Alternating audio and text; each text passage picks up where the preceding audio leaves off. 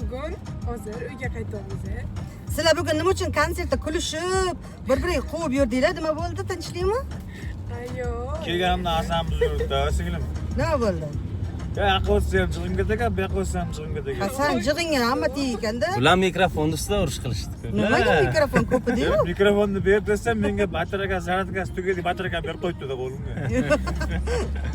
Keyinchi Ovozim yaxshi bormayapti desam, qarasam yaxshi mikrofonni olib qo'yibdi-da.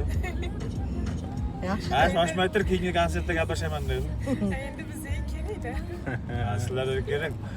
Erkaklar eshik qisgan ekan. O'zi qisilgan-sanki eshikka. Mayli. Keyingi konsertda dahshat kontent bo'ladi. Bizni mikrofonimizni olib qo'ydimi, ertangi safarga shunaqangi zo'r prikol qilaman ko'rasizlar. Qanaqa? Kabelini uzib qo'yiblarmi? Kablni uzib qo'yib. Yo'q, kablni uzmayman. Ana kablni mikrofon beramiz, qo'shilgan o'rab kelaman. Foydasi yo'q. Ilojini topib chiqib ketamiz. Ha. Hunarlaringiz ko'p sizlarni. Ha, mayli-da. Konsert zo'r bo'lyapti. Xudo xolasa, bundan ham zo'r konsertlarimiz hali oldinda. Nasib. Qiziqali Hali oldinda. barchasi oldinda. Ana ustozimiz, bizni boshimiz. Sani boshing emas. Sani boshing emasman.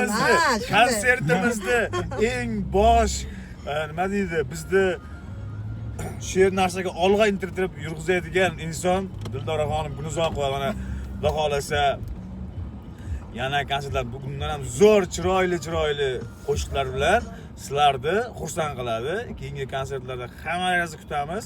Faqat men singlimizga iltimos qilamiz, batarakasi yaxshi mikrofon bering bizga.